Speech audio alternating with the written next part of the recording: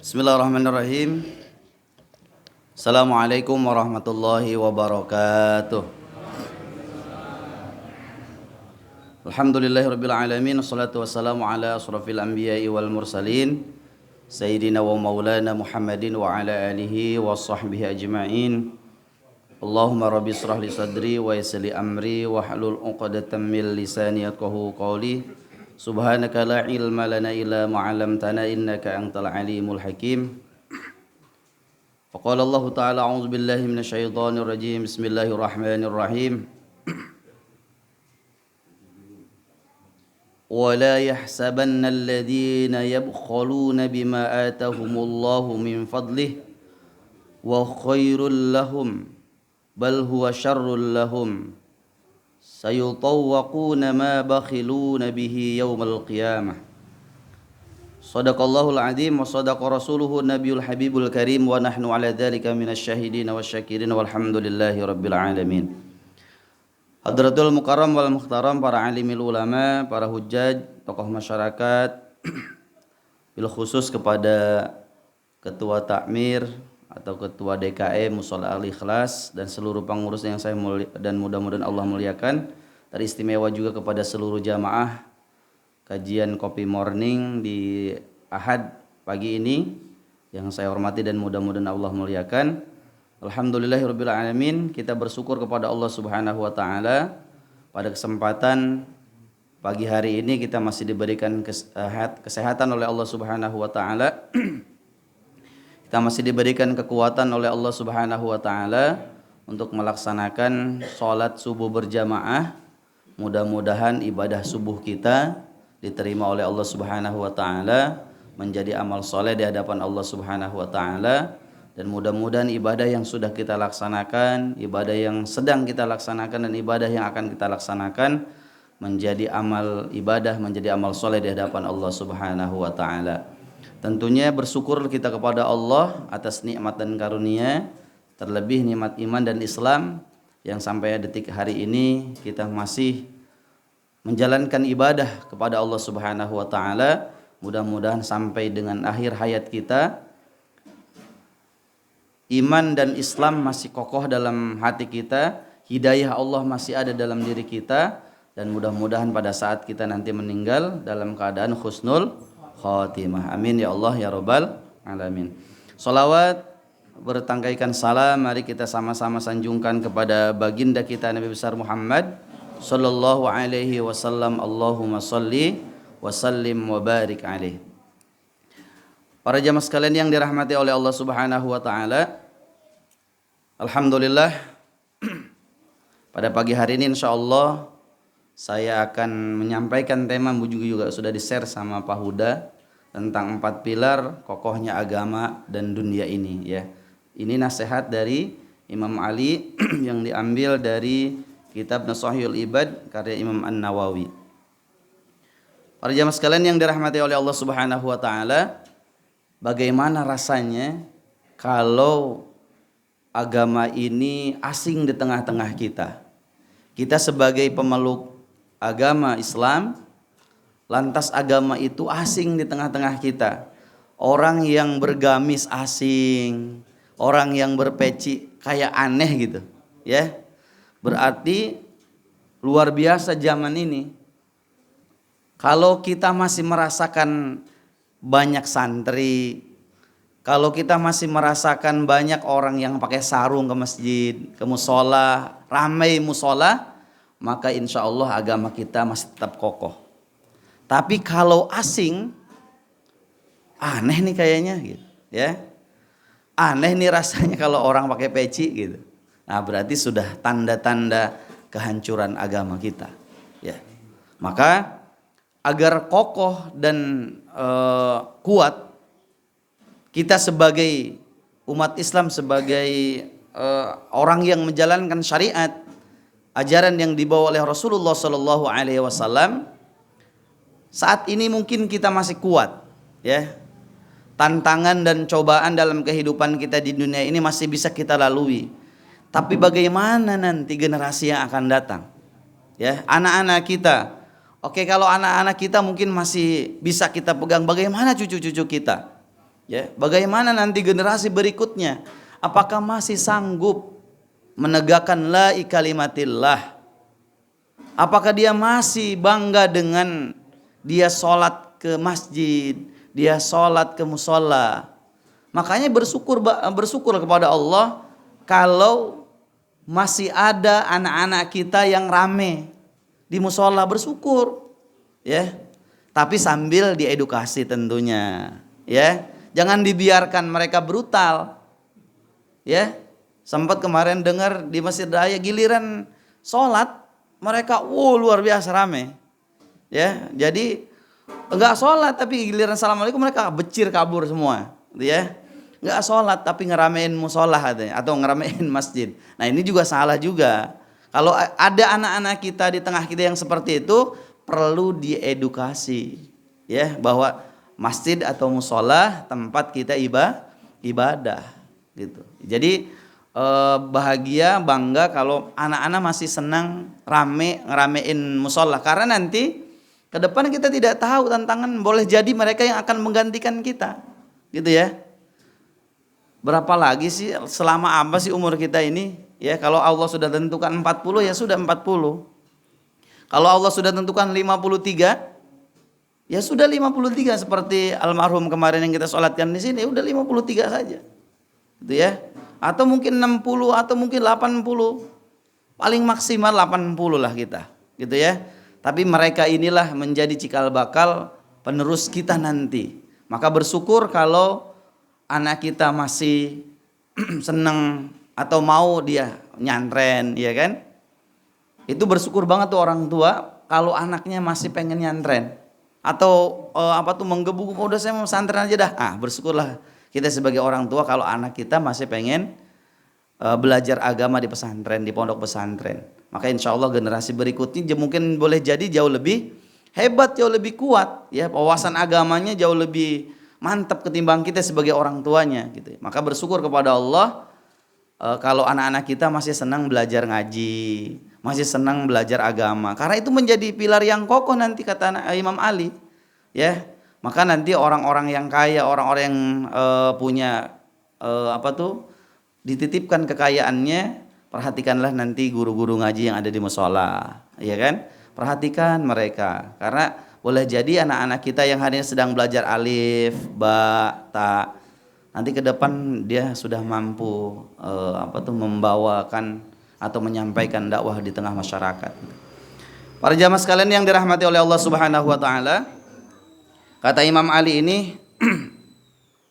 An Ali radhiyallahu an karamallahu wajah, kata Imam Ali radhiyallahu an, semoga Allah ridha, karamallahu wajhah, la yazalud dinu wad dunya qaimaini, kata beliau begitu, ya.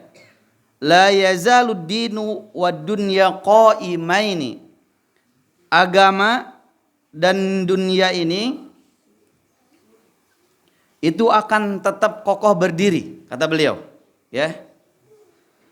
Madamat arba'atu asya'an, selama ada 4 perkara. Jadi agama ini akan tetap kokoh berdiri, kata Imam Ali, selama ada 4 perkara, ya. 4 perkara ini apa saja? Yang pertama yaitu madamal aghniya'u la yabkhuluna bima khuwilu. Jadi yang pertama, madamal aghniya'u la yabkhuluna bima khuwilu. Selama orang-orang kaya tidak bakhil. Madamal aghniya'u la yabkhul, tidak bakhil atau tidak pelit, tidak buntut kasiran. Kalau kata Ustaz Aos itu merecet koneng. Ya, tidak pelit selagi masih ada orang kaya, ya. Agniya la yabkhulu, dia tidak pelit. Dia orang kaya, berarti kalau tidak pelit dia dermawan. Ya, bima khuwilu, dan apa yang diberikan oleh Allah Subhanahu wa taala. Kalau di sini berarti ay la yamna'una bima i'ta'is sa'ili mimma a'tahumullahu ta'ala wa la yamna'una al-wajibu alaihim. Selagi orang kaya dia sadar bahwa rizkinya itu dari Allah Subhanahu wa taala, lantas dia sedekahkan di jalan Allah Subhanahu wa taala, dia tidak lupa dengan kewajibannya. Ya. Dia tidak lupa dengan kewajibannya, dia mengeluarkan zakatnya, dia mengeluarkan infaknya, dia membantu fakir miskinnya, maka insya Allah agama ini akan tetap kokoh. Sebagaimana kokohnya agama ini pada saat zaman Rasulullah Shallallahu Alaihi Wasallam. Pada saat Rasulullah Shallallahu Alaihi Wasallam menyebarkan atau berdakwah untuk menyebarkan la kalimatillah, dibantu oleh istri tercintanya, yaitu Siti Khadijah. Beliau dibantu. Siti Khadijah itu orang agnia, orang kaya. Maka seluruh hartanya diberikan kepada Rasulullah Shallallahu Alaihi Wasallam untuk berjuang. Rasulullah Shallallahu Alaihi Wasallam menegakkan la kalimatillah, menyebarkan agama Islam. Ada Abu Bakar Siddiq, ada Abdurrahman bin Auf, ada Utsman bin Affan, yang mereka mendukung perjuangan Rasulullah Shallallahu Alaihi Wasallam dengan harta dan jiwanya, gitu, ya, dengan harta dan jiwanya. Selain harta yang keluar, jiwanya pun dikorbankan untuk menyebarkan agama, untuk berdakwah. Kalau hari ini kita diberikan kekayaan oleh Allah Subhanahu wa taala, sudahkah kekayaan itu kita gunakan untuk menyebarkan agama Islam atau membantu para dai-daiyah menyebarkan agama Islam di pelosok-pelosok? Ya. Kalau ini bukan dakwah, karena ini semuanya orang beriman. Ya.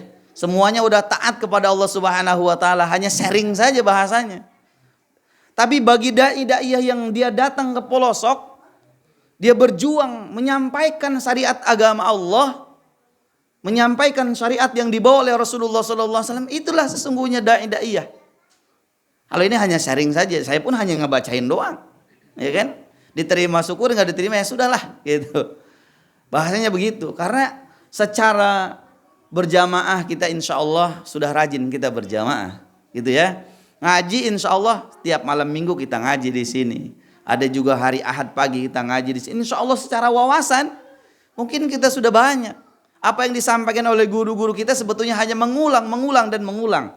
Tapi mereka yang berdakwah, nah itu butuh orang-orang agnia, butuh orang-orang yang tahu, butuh orang-orang yang kaya yang tahu dengan kewajibannya, yaitu menjalankan haknya. Karena di dalam harta orang-orang agnia itu ada hak orang lain. Kalau orang kaya masih peduli dengan kondisi musola, masih peduli dengan yatim duafa yang ada di sekitar kita, maka insya Allah tuh ada orang-orang yang secara mental dia memang kaya, sudah mah hartanya banyak, mentalnya juga orang kaya, gitu. Mental orang kaya itu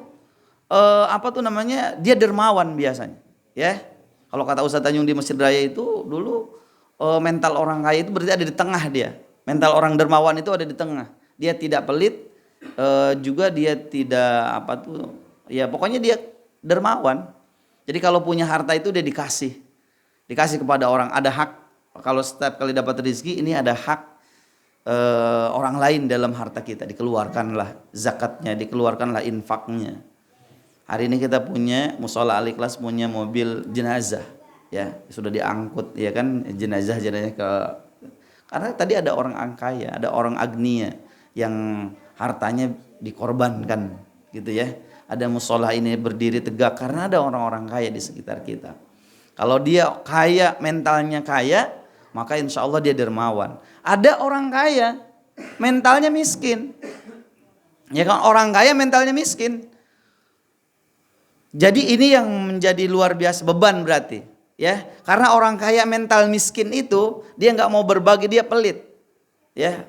Buntut kasiran merecet koneng, nah itu berarti, ya kan. Buntut kasiran merecet koneng begitu. Dia nggak bakalan mau berbagi. Jadi kalau dia berpikir harta ini punya saya, gitu, ya. Kalau ada musola dia umumin kita ada infak ini, apaan itu, ngabisin harta saya aja, begitu. Kan tadi buntut kasiran merecet koneng sudah susah. Tapi kalau orang yang dermawan, udah nggak apa-apa, kita kasih aja, ya. Boleh jadi wasilah kebaikan yang kita hari ini peroleh karena tadi kita berbuat baik kepada orang lain. Harta yang kita titipkan hari ini boleh jadi memang itu pemberian Allah. Makanya tadi dia tahu dengan kewajibannya, ya. Dia tahu apa yang harus dia lakukan, gitu. Pada saat orang kayanya adalah orang kaya yang soleh, orang kaya yang mentalnya kaya, orang kaya yang mentalnya miskin, ya dia pasti. Kita tahu para koruptor itu mereka bukan orang miskin dan mereka juga bukan orang bodoh, gitu. Tapi punya mental miskin akhirnya korupsi. Bayangin 250 T, ya kan? Itu kalau dikasih ke kita pas jadi wah luar biasa. Saya awas bisa beli Pajero deh nggak apa-apa deh, atau jet pribadi. Iya nggak? Itu dikasih deh sama orang Chandra Loka semua itu 250 T. Wah, kita punya jet pribadi semua, ya kan? Kita mau ke Masjid Raya pakai helikopter, ya udah nggak lagi jalan kaki, ya nggak? Waduh. Karena tadi mereka sebetulnya bukan orang miskin, mereka orang kaya, tapi punya mental miskin akhirnya korupsi. Kalau para pejabat kita, para orang-orang kaya punya mental kaya, bukan mental miskin, maka negara kita menjadi baldatun thayyibatun wa rabbun ghafur. Kalau dulu saya ngaji ke Cilongok itu, kalau nih para pejabat kita orang-orang yang jujur dan orang-orang adil, ini aspal tuh jalan itu dibuat dari emas, gitu. Ya, itu hebatnya. Orang Indonesia nih kalau jujur sama adil, para pejabat kita orang jujur dan adil melaksanakan sesuai dengan tugasnya dan amanahnya, maka tadi jalan yang dibangun itu terbuat dari perak dan emas. Saking kayanya kita, gitu. Kenapa kita seperti ini kalah dengan negara-negara yang lain tadi? Karena banyak para pejabat yang punya mental miskin. Akhirnya apa? Mereka korupsi, memperkaya diri. Padahal sudah kaya. Mungkin hartanya di mana-mana, tanahnya di mana-mana. Tapi punya mental miskin, akhirnya itu pun selalu kurang. Maka lantas kata Nabi, orang-orang yang seperti itu tuh walaupun dikasih emas sebesar gunung Uhud itu tetap akan kurang. Karena tadi punya mental miskin. Makanya kalau ini tadi kokoh kata Imam Ali, kalau orang yang kaya, lantas dia tahu hak dan kewajibannya, dia tidak fakir, dia tidak punya bakhil, tidak punya rasa bakhil, maka insya Allah dia akan mudah berbagi. Maka tadi guru ngajinya dijamin, ya kan? Saya ada rezekinya nih, kasih ke DKM dikelola supaya nanti guru ngajinya bisa gajian, ya kan, bisa dikasih ma'isyahnya gitu, ya. Maka insya Allah, nah dia kalau di kita saya yakin, misalnya orang-orang kaya sehingga makmur musolahnya, ya kan, makmur masjidnya, kalau ada apa-apa itu langsung informasi di list itu langsung, ya kan, ya kalau punyanya 1 juta dikasih 500.000 sudah 50% berarti dia berinfaknya, punya 1 juta, dia udah 500.000 buat musolah, itu udah keren. Ya, berarti 50% dari hartanya disodakohkan. Gitu ya, itu yang pertama. Jadi madamal aghniya'u la yabkhaluna bima khuwilu. Jadi selama orang-orang yang kaya tidak bakhil dengan apa yang diberikan oleh Allah Subhanahu wa taala. Jadi insyaallah ini berarti pilar dari kokohnya agama dan dunia ini, ya. Kokohnya agama Islam itu kalau tadi orang kaya. Sebagaimana tadi Rasulullah SAW bisa menyebarkan agama karena ada orang-orang kaya yang soleh, karena orang-orang kaya yang baik, yang menyedekahkan hartanya untuk menegakkan la kalimatillah. Itu yang pertama. Ya, itu yang pertama. Yang kedua, kata Imam Ali, wa ma damal ulama'u ya'maluna bima amilu. Jadi yang kedua ini selama wa ma damal ulama, selama para ulama itu ya'maluna bima amilu, mengamalkan apa yang diketahuinya. Selama ulama, selama para orang-orang yang berilmu, selama orang-orang alim itu masih mengamalkan ilmunya, ya. Masih mengamalkan ilmunya yang dia ketahui. Kalau dia ahli fikih berarti dia senantiasa mengajarkan umat ini tentang fikih. Kalau dia ahli tasawuf, berarti dia mengajarkan umat ini tentang tasawuf. Kalau dia ahli juhud, dia akan mengajarkan umat ini tentang kejuhudan, ya, tentang qanaah. Nah, maka wa ma damal ulama ya'maluna bima amilu. Maka penting sekali, ya, selain orang kaya tadi yang soleh, orang kaya yang dermawan didukung oleh ulama yang karismatik, bukan ulama yang maka insya Allah kita akan berkah. Agama ini akan kokoh. Banyak ulama insya Allah yang dia betul-betul tawadhu. Banyak ulama yang masih menyebarkan agama. Kalau kita lihat datang langsung ke pesantren, atau kita lihat mungkin sekarang banyak media sosial yang bersebaran juga para alim ulama yang mungkin tidak sepengetahuan guru-guru kita itu divideokan, ya divideokan oleh orang yang memang pengen berbagi dengan yang lain. Itu banyak sekarang, ya banyak sekarang ada nasihat-nasihat ulama kita yang kita bisa terima di YouTube, ya kan? Terus di TikTok mungkin sekarang sudah juga banyak. Terus di Instagram itu banyak nasihat-nasihat. Boleh jadi sebetulnya guru-guru kita itu tidak tahu, ya divideokan. Kalau ini kan saya tahu nih divideokan, ya kan? Jadi ada orang-orang yang ulama yang memang nggak mau dikenal, ya nggak mau, tapi tetap berdakwah. Dia tetap mengajarkan. Atau tadi guru-guru kita ngaji dulu, ya mereka hanya bermodalkan ikhlas. Jadi mereka hanya memodalkan ikhlas saja udah, ya. Kalau dulu guru saya pokoknya ada satu orang saja yang datang ke rumah saya ajarin, gitu, ya. Nggak mesti harus banyak, satu orang saja yang datang ke rumah saya ajarin. Dia mau belajar apa? Mau belajar huruf hijaiyah, dia mau belajar ngaji. Itu ulama-ulama yang seperti itu, ya. Ulama-ulama yang kokoh memperjuangkan, atau ulama-ulama yang tetap dia gigih menyebarkan agama Islam, maka insya Allah agama ini makin kuat. Ya, maka kita harus bangga kalau di musolah ini masih ada guru ngaji. Kalau bulan Ramadan kan luar biasa tuh. Setelah ini Pak Haji Sigit kumpul ngaji, masih ada yang ngajarin, ya kan? Makharijul huruf, ya kan, ilmu tajwid, dibetulkan ilmu tajwidnya. Bersyukurlah kita karena masih ada guru-guru kita yang mengajarkan hal-hal yang masih sederhana. Ya, menurut kita sederhana. Boleh jadi dengan dasar keikhlasan mereka itulah pahala di hadapan Allah Subhanahu wa taala. Gitu ya. Bukan hanya yang dia pengen terkenal tapi sebetulnya manfaatnya kurang dirasakan oleh masyarakat. Tapi kalau guru-guru ngaji kita dulu, ya Allah, luar biasa mereka hanya tadi bermodalkan ikhlas. Kalau dulu waktu saya ngaji itu ya bahasanya bayar minyak gitu.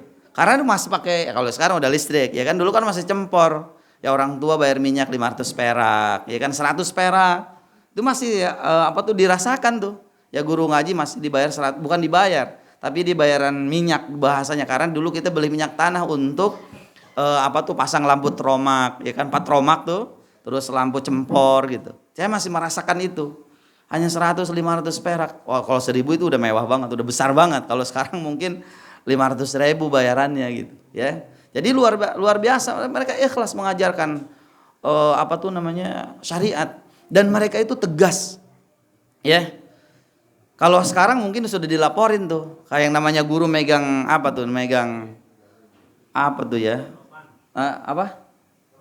ya rotan, betul, ya kan. Kalau sekarang bisa dilaporin tuh sama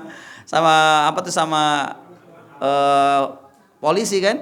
Kalau dulu betul-betul nggak bisa salah huruf satu saja, tak, ya kan? Orang itu benar-benar dipecut gitu, ya. Salah. Kalau kita baca, saya masih ingat dulu ngapalin kitab Jurumiyah, al-kalamu huwa al-lafdhu al-murakabu. Itu kalau salah itu, tak, waduh, ya kan? Dan kita itu, ya tadi luar biasa. Apalagi kalau misalnya udah belajar fikih misalnya, ada yang salah menjelaskan. Ya, dipaparkan dia baca, kita pakai huruf logat Jawa, al kalamu utawi ngaran kalam huwa utawi kalam pakai bahasa gitu, jadi nyoret kita. Itu luar biasa. Kalau disuruh ngulang lantas kita salah, waduh, itu merah aja paha selepat, ya kan, selepat. Wah, tidak gitu. Tapi tadi kita nggak punya rasa dendam gitu. Guru pun nggak punya rasa benci sama muridnya, dia mengajarkan agar muridnya paham gitu. Dan ulama-ulama dulu itu nggak ada secara ini yang lemah lembut secara ini, ya, kalau lagi ngajarin itu jarang sekali. Kalau kita sekarang lembut, ya kan, di sekolah juga sama. Karena mungkin banyak ini degradasi moralnya makin tinggi. Dulu nggak ada tuh yang namanya hal-hal yang melawan guru, ya kan, murid melawan guru nggak ada. Walaupun dipecutin bahasanya pakai rotan itu nggak ada, nggak berani, semuanya takzim. Kalau ibarat kata ada pecinya di depan itu nggak ada yang diam semua, ya. Padahal hanya pecinya saja, mungkin kiainya sedang kemana gitu, ya. Jadi, nah kalau ulama-ulama dulu itu luar biasa ngajarin murid-muridnya itu pakai rotan itu betul-betul selepet udah ada di depannya itu, ya. Supaya apa? Supaya minger bahasa Sundanya itu, ya. Supaya apa yang diajarin itu nggak mudah dapat ilmu itu, gitu, ya. Bahwa susah mendapatkan hidayah dari Allah, mendapatkan ilmu itu. Maka dengan jerih payah seperti itu akhirnya tetap masuk, gitu. Walaupun tadi dengan catatan pahanya merah, gitu, ya kan, pahanya pada merah di sini itu kan, sekencang-kencangnya cepat, ya kan, makin merah maka insya Allah makin mantap, gitu. Ya, makin mantap gitu. Jadi wa ma damal ulama ya'malu nabi ma'amilu. Jadi insya Allah kalau masih ulama mengajarkan, masih guru-guru kita ngajarin ngaji, masih guru-guru kita mengamalkan ilmunya, maka insya Allah agama kita dan dunia ini akan tetap kokoh, kata Imam Ali, gitu, ya. Jadi insya Allah kalau kita kuat, kalau kita tetap gigih, maka insya Allah tadi didukung oleh orang kaya yang soleh, ulama tadi yang mengajarkan ilmunya, walaupun tidak banyak muridnya, walaupun satu diajarkan, yang penting dia tetap melaksanakan kewajibannya kepada Allah, menyebarkan, ya. Kalau dia baca mengajarkan ngaji huruf hijaiyah, bisa dawam Al-Quran, diajarkan tentang Al-Quran. Kalau misalnya ulama itu ahli fikih, maka diajarkan fikih. Kalau dia misalnya ahli tasawuf, diajarkan tasawuf. Dia kalau ahli tauhid, diajarkan tauhid tentang mengesahkan Allah Subhanahu wa taala. Maka kalau ulama seperti ini tetap kokoh dia menyebarkan agamanya, maka yakinlah tadi agama ini akan tetap kokoh, gitu, ya. Dunia ini akan tetap kokoh, ya, insyaallah. Kalau tadi ulama, tapi bagaimana kalau ulama-ulama yang dalam hal tanda kutip, ya, dia hanya ya cari sensasi-sensasi saja, ya sudah. Kalau banyak seperti itu maka akan mudah atau akan hancur negara kita atau akan hancur agama kita. Itu yang kedua, ya. Jadi wa madamal ulama'u ya'maluna bima amilu. Yang ketiga yaitu wa madamal juhala'u la yastakbiruna amma lam ya'lamu. Wa madamal juhala, kalau masih banyak orang yang bodoh, selama orang yang bodoh, juhala itu jahil berarti orang yang bodoh. Wa madamal juhala'u la yastakbiruna, dia tidak menyombongkan diri, amma ya'lamuna, dengan apa yang mereka belum ketahui, gitu, ya. Amma lam ya'lamu, apa yang mereka belum ketahui. Kalau banyak orang yang bodoh, ya, orang yang jahil, dia sadar tentang kejahilannya, tentang kebodohannya. Karena di sini penjelasannya ay la ya'diriduna ay la yu'riduna wa la yamni'una min ta'allumi ma lam ya'lamu. Kalau orang yang jahil tadi, dia sadar bahwa dia memang terus harus belajar, ya. Dia sadar dia tidak tahu, lantas dia terus belajar agar dia menjadi tahu, maka dunia ini akan tetap kokoh. Selagi masih orang yang belum tahu tapi dia mau tahu tentang belajar, berarti tetap dia menuntut ilmu, maka insya Allah dunia ini akan tetap kokoh. Banyak orang yang jahil tapi dia sok tahu, bahasanya gitu, sok tahu banget sih, gitu, ya. Di tengah masyarakat kita kok tahu-tahu dia nimbrung, padahal kapasitas keilmuannya itu mungkin dia tidak tahu, ya. Lebih baik menyampaikan saya nggak tahu, ya, memang nggak tahu, gitu, ya, ketimbang saya tahu padahal tidak tahu. Nah, ini bahaya. Maka kalau yang banyak seperti ini, maka hancurlah agama kita, ya, maka hancurlah agama. Tapi pada saat dia tidak tahu, lantas dia memang tidak tahu menyampaikannya, ya saya nggak tahu, saya bukan kapasitas saya. Ya, kalau Pak Jalu misalnya ahli bahasa Inggris, saya bukan ahli bahasa, saya paham ini grammar bahasa Inggris nih. Berarti saya orang jahil, orang sok tahu. Tapi kalau Pak Jalu atau Ustadz Aus menyampaikan tentang, karena saya sering baca statusnya Ustadz Aus itu bahasa Inggris dulu, ya kan, baru bahasa Indonesianya. Jadi ya mudah-mudahan jadi pengalaman. Makasih Ustadz Aus, ya. Kalau nanti kita belajar bahasa Inggris, misalnya Pak Jalu yang paham, yang sudah bolak-balik ke Eropa, ke luar negeri sana, dan memang tahu struktur bahasa Inggris tentang grammarnya itu, maka struktur bahasanya tahu, maka saya nggak boleh sok tahu. Kalau saya tidak tahu, saya pasti belajar sama Pak Jalu, ya kan? Kalau Ustadz Aus ahli fikih, ya, atau ahli hadis, saya ini ahli hadis, padahal yang paling tahu adalah Ustadz Aus, maka saya sok tahu berarti, gitu ya. Maka belajarlah kita setiap malam Ahad itu kepada Ustadz Aus tentang hadis. Hadis ini derajatnya seperti apa sahih, ya kan? Apa dia hadis palsu? Nah, itu seperti itu derajat belajar kepada orang yang tahu. Kalau orang yang bodoh dan dia merasa atau tidak menyombongkan diri dan dia terus belajar dari apa yang dia tidak tahu, maka insya Allah agama ini akan tetap kokoh. Yang akan hancur itu apabila orang yang jahil tadi, orang yang tidak tahu tapi sok tahu, maka itu yang akan menghancurkan agama. Ya, maka mudah-mudahan kita terus belajar setiap hari Sabtu, setiap hari Ahad, atau setiap hari-hari yang memang di situ ada kajian kita tetap belajar. Nggak jauh-jauh kalau kita belajar misalnya tentang fikih sholat, kita perbaiki sholat kita. Karena kita tidak tahu, tidak paham dulu, belum sempat ngaji di di pesantren. Lantas sekarang banyak orang-orang yang dari pesantren itu menyebar di tengah-tengah masyarakat kita. Ada yang dari Gontor, ada yang dari pesantren Salaf, ada di tengah-tengah kita. Lantas dia paham, maka kita belajar.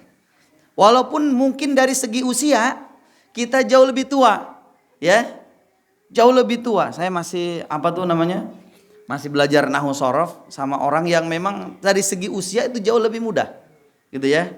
Karena tadi dulu hanya saya hafal, ya, kitab Jurumiyah, hanya hafal, saya nggak tahu strukturnya seperti apa, ya. Sekarang begini, ini yang disebut dengan naat, man'ut, ya kan? Ini isim domir. Jadi kalau dulu hanya dihafal saja, ya, hafalan saja satu kitab dihafal, betul-betul dihafal, tapi belum tahu bagaimana cara aplikasinya. Makanya sekarang belajar lagi, terus belajar supaya apa? Supaya caranya begini, ya, menerapkan isim itu begini, ya kan? Jadi terus belajar lagi. Maka kalau kita terus belajar yang kita tidak tahu, maka insya Allah akan ada pengetahuan yang kita terima. Dan terus belajar, maka insya Allah kita tidak tahu tentang syariat misalnya, kita belajar lagi kepada ahlinya. Supaya apa? Supaya kita paham. Kita tidak paham tentang tata cara sholat. Mungkin hanya sholat kita ikut-ikutan. Ya, sholat kita ikut, kita waktunya azan kita ke masjid. Tapi secara keilmuan kita belum paham.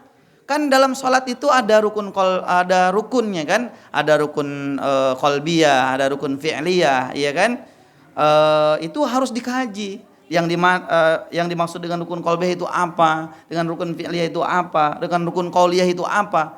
Apa saja itu? Itu perlu dikaji supaya kita paham, gitu ya. Pada saat kita sholat tadi, maka insya Allah diperbaiki sholatnya, maka insya Allah Allah akan memperbaiki kehidupan kita, gitu ya. Jadi yang ketiga ini, wama damal juhala'u la yastakbiruna amma lam ya'lamu. Jadi orang yang bodoh tapi tetap mau belajar. Kalau kata Ustaz Jamil, tetaplah bodoh, ya, tetaplah lapar, gitu. Jadi tetaplah bodoh berarti dia mau belajar terus. Walaupun mungkin di tengah masyarakat dia orang memang secara pengetahuan paham, tapi dia merasa terus bodoh supaya belajar terus. Itu yang ketiga. Yang terakhir, kata Imam Ali, wa ma damal fuqara'u la yabi'una akhiratahum bidunyahum. Wa ma damal fuqara'u la yabi'una akhiratahum bidunyahum. Jadi kata Imam Ali, selama orang-orang fakir, ya. Wa ma damal fuqara'u, selama orang-orang fakir, la yabi'una, tidak menjual, akhiratahum, akhirat mereka, bidun yahum, dengan dunia mereka. Jadi selama orang-orang fakir itu tidak menjual akhirat mereka dengan dunia, begitu, ya. Karena memang kata Nabi SAW, orang fakir itu kadal fakru ayyakuna kufron, gitu, ya. Kemiskinan itu mendekatkan diri kepada kekufuran. Itu lebih dekat dengan kekufuran, ya. Banyak seorang ayah, atau ada seorang ayah, banyak mungkin di kalangan orang-orang yang tidak mampu karena secara pengetahuan agama dia tidak ada, terus sholat juga mungkin tidak, ya, pengetahuan agamanya juga kurang. Akhirnya apa yang dilakukan? Sudah mah dia tidak mampu, susah, fakir, bisa dilakukan atau melakukan hal-hal yang tadi dilarang oleh agama, misalnya mencuri, ya. Seorang ayah mencuri demi anaknya, ya kan? Atau dia tadi susah tadi. Sebetulnya tadi kalau orang-orang kaya yang peduli, maka insya Allah tidak ada lagi orang-orang fakir tadi yang akhirnya melakukan tindakan. Tapi juga banyak di kalangan atau di tengah-tengah kita boleh jadi kita menemukan dia mencuri itu karena untuk makan, ya. Atau dia melakukan perbuatan-perbuatan yang dilarang oleh agama itu karena memang buat makan. Misalnya seorang ibu fakir, dia tidak punya apa-apa, susah dia menjual dirinya untuk kehidupannya, ya. Tidak banyak atau banyak juga yang seperti itu, ya boleh jadi tadi karena penghormatan agamanya kurang, lantas memang dari segi harta dia tidak punya, akhirnya melakukan tindakan-tindakan. Dan yang paling berbahaya itu adalah kata Imam Ali itu orang-orang yang fakir yang menjual agama, ya. Nauzubillah ini. Jadi susah, tidak punya apa-apa, lantas hanya dengan satu dus Indomie dia berpindah agama. Nah, ini yang sebetulnya yang berbahaya itu di situ. Maka wama damal fuqara'u la yabi'una akhiratahum bidunyahum. Jadi mereka itu menjual agamanya untuk kehidupan dunia. Ya, atau mungkin tadi orang yang bermental miskin. Ya, boleh jadi dia secara harta dia ada, tapi dia bermental miskin, demi kekayaan dia jual agamanya. Ya sudah deh, saya begini aja, saya masuk ke sini aja biar saya tambah kaya. Atau memang tadi orang yang memang betul-betul fakir, orang-orang yang betul-betul miskin, yang memang kurang kita perhatikan, boleh jadi dengan kefakirannya itu hanya dengan sekardus Indomie atau hanya dengan diberikan bahan pokok itu, akhirnya dia berpindah agama. Nauzubillah. Mudah-mudahan kita tidak sampai nih seperti ini, ya. Yang hebat itu adalah orang yang fakir tapi dia bersabar.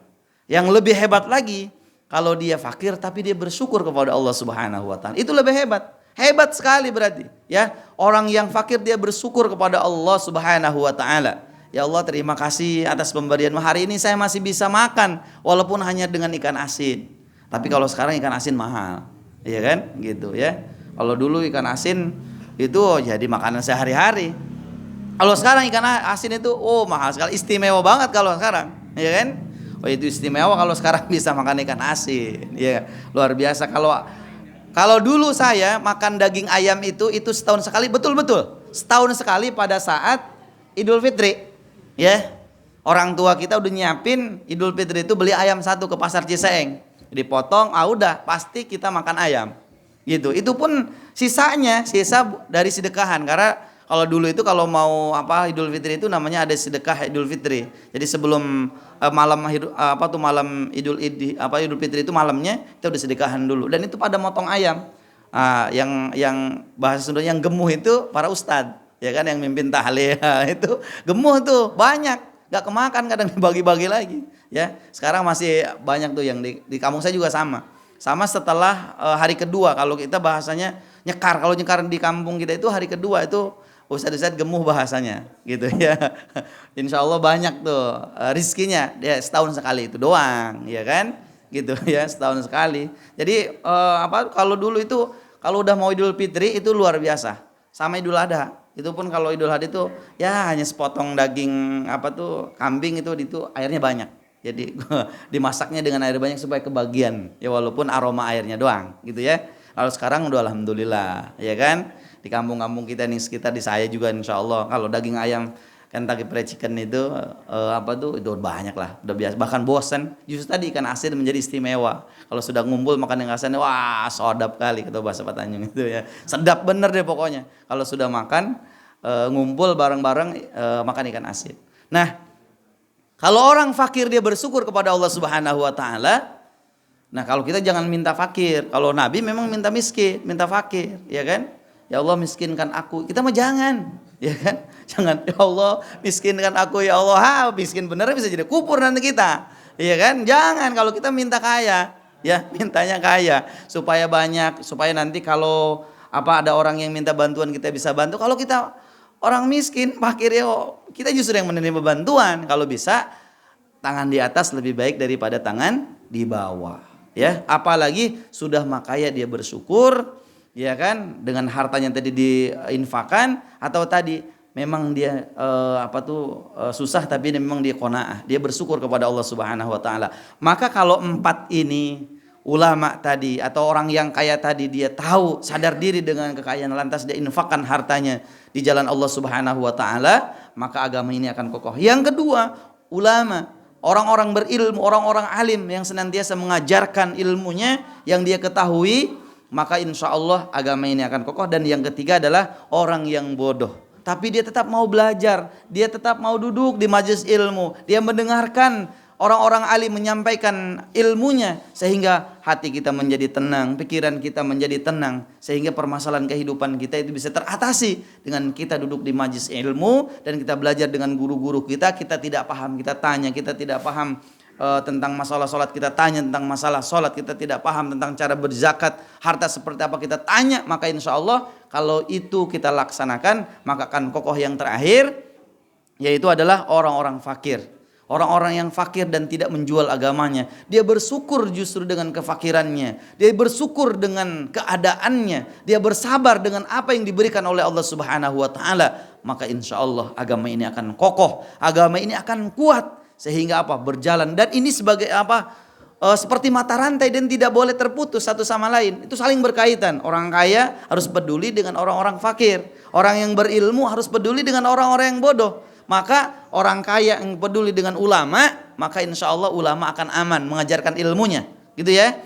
Ulama akan aman kalau masih ada orang yang mau diajarinya, gitu. Dan orang tadi lantas dia peduli dengan orang-orang fakir, ulama dia peduli sama orang yang fakir, lantas orang kaya peduli sama orang yang fakir, orang yang bodoh saling peduli sama satu sama lain, saling belajar.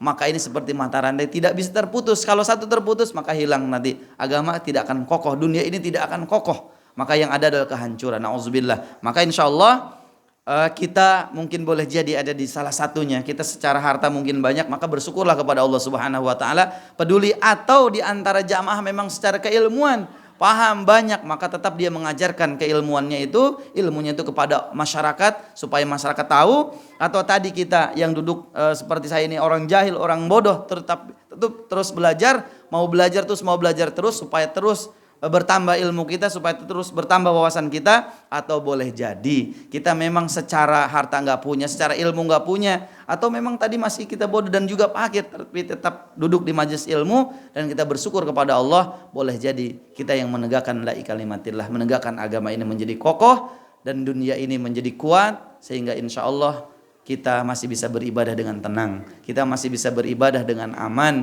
kita masih bisa berzikir bersama-sama, kita masih bisa sholat bersama-sama, sehingga anak-anak cucu kita nanti kelak menjadi generasi penerus kita yang secara agama juga kokoh, secara harta juga banyak, dan insya Allah menegakkan kalimat Allah Subhanahu wa taala di muka bumi ini. Ini saja kiranya yang bisa saya sampaikan. Kalau ada hal yang kurang itu memang dari diri saya sendiri, dan ada hal yang memang bisa dicerna secara secara pikiran dan juga bisa diterima di hati, itu semata-mata karena Allah Subhanahu wa taala. Al-Fakir mohon maaf atas segala kekurangan. Hadanallahu wa iyyakum ajma'in. Assalamualaikum warahmatullahi wabarakatuh.